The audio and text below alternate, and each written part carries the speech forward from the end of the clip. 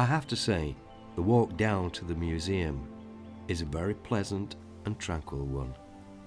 Today, Vindolanda has become well known for the wooden tablets which were first discovered back in 1973 by archaeologist Robin Burley, some of which are now on display within the museum. Unfortunately, I was unable to obtain permission to film or photograph within the museum, but for those interested in the tablets, you could visit this website.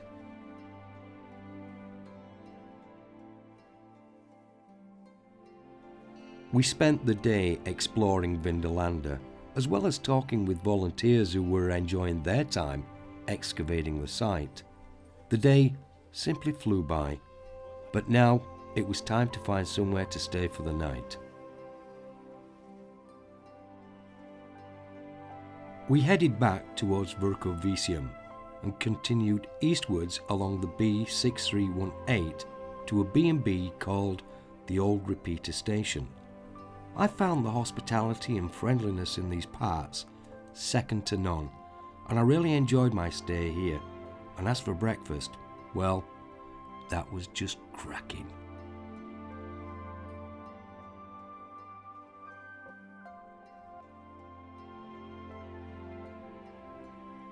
From the Old Repeater Station, we again made our way along the Wind Sill to the fort at Vercovicium.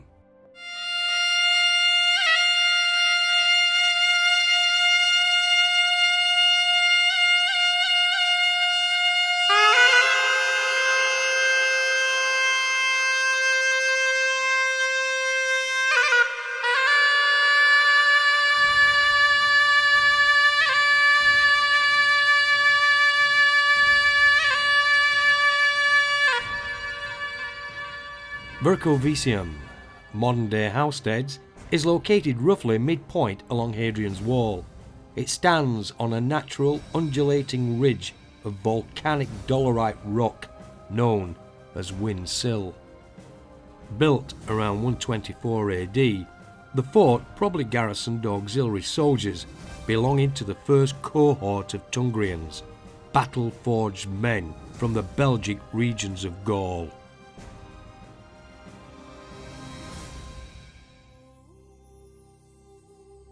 Its position commanded total control of Nag Burn and the surrounding area.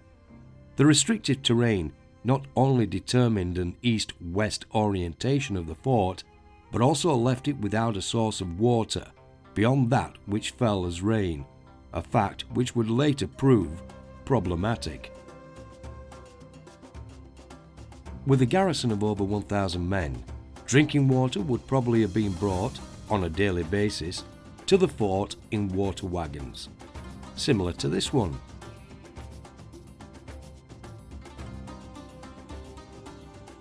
Today, we think of this region of Britain as being harsh, cold, and very wet. However, 1800 years ago, the climate here was very different. In fact, it was comparable to that of Kent today, warm and dry.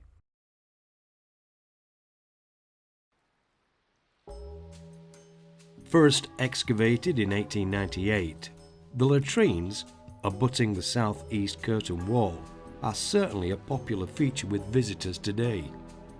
A truly fine example of Roman engineering, practical building skills and craftsmanship. But here at Vercovicium, they were just one step away from being an elaborate cesspit. So why don't we explore its design and construction, as well as look at some of the solutions which the Romans arrived at in their attempts to have a fully functional latrine.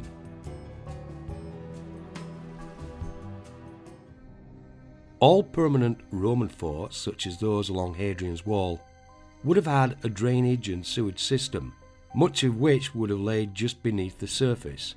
Examples of this can be seen at Vindolanda,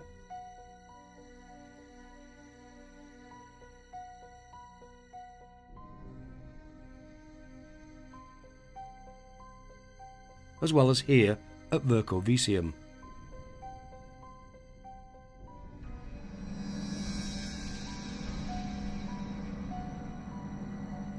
The hill the fort was built upon had a natural slope towards the south and the southeast, making the point at which the latrines were built the lowest elevation within the fort's perimeter. So by channeling and directing the drainage system towards the latrines, the Romans anticipated using rainwater to flush away the human waste. Fresh water in, dirty water out. The latrine is rectangular in shape with a central pier jutting out from the east wall, the result of which forms a C-shaped culvert. Seen in cross-section and with the pier removed, we can see that the culvert slopes along its course, ranging in depth from between 1 metre to approximately 1.5 metres. Also note the recesses within the walls. These were the housings for wooden beams which supported a frame structure and which in turn supported the fascia panels and latrine seating. Stone slabs would then have been mortared into position between the fascia panels and the drainage channel to secure the structure in position. With the latrines completed and accessible to 1,000 auxiliary soldiers, all that was required now was a regular supply of rain.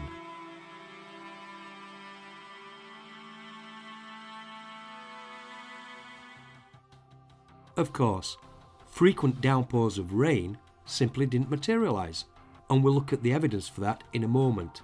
But let's try to imagine what it must have been like with 1,000 men using these latrines at least once a day. The stench must have been overwhelming. Being posted to this corner tower may even have become a form of punishment. The situation must have been dire, because the Romans resorted to building these water cisterns. Well, that's not such a big deal, but it is when you have to decommission a watchtower to do so, and then build another in order to compensate. Even so, this still wasn't enough to resolve the problem, so they removed a section of the southeast defensive rampart and built another water cistern. Did that resolve the situation? Well, we'll never really know, but the evidence which remains today only goes towards enriching our understanding and overall intrigue. As a matter of interest, these cisterns were built from stone slabs and then lined with clay to help retain the water. But the Romans also poured molten lead into grooves which had been chiselled into the sides of the slabs. This not only helped make the systems more rigid, but could also have made them water retentive. Now, this technique, I did notice, was also being used on the drains at the Salernum bathhouse. What we have here is this system, drainage system. And you'll notice that there's a great big groove cut all around, and the other section would have been butted up to this, which would have left 2 holes at the top, and what you do, molten lead poured down there. When it sets, that forms an impermeable, yes, it forms a very good seal. Permeable. It forms an impermeable field. What was unusual about many of the forts along Hadrian's wall was just how many had a valetudinarium, Vercovicium included. These infirmaries or hospitals were normally reserved for those forts garrisoned exclusively by Roman legionaries, certainly not for those forts garrisoned by auxiliary soldiers. In Roman society, doctors or physicians were more often to be seen selling their potions and remedies out in the streets and in the markets. They were viewed as liars, thieves, and peddlers of snake oil, quacks. But this wasn't the case for the physicians and surgeons within the legions. They were highly respected and experienced in the treatment of battle trauma and wounds. The grounds of the valetudinarium would have been used to grow medicinal flowers, plants, herbs and roots. Opium would have been administered for pain relief. Water would have been boiled, surgical instruments sterilised. Wine, vinegar and sphagnum moss, all containing antiseptic qualities, would have been used to clean and dress wounds.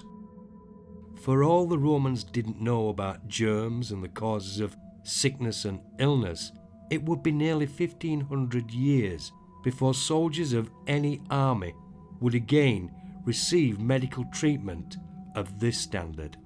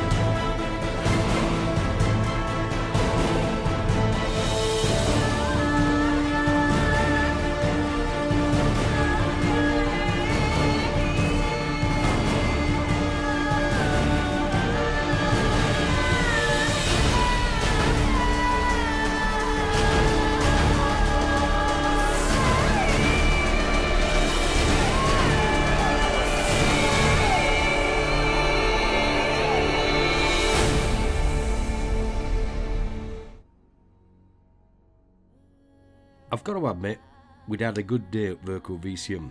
So much to see and explore, but as is the nature of the walk, we needed to continue following the wall along Windsill, at least for a few more miles, until it's time to pitch camp.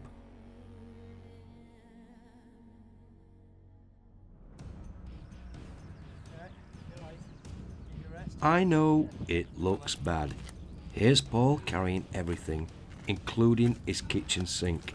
All I can say is, thank God for that Sherpa team that's carrying all my camera equipment. Being a Yorkshire lad of Scottish ancestry, I know there's no better feeling than to have rough ground beneath your feet. Safe in the knowledge that beyond this valley, burn or glen, lay the next, each unique, with their own character, their own stories to tell.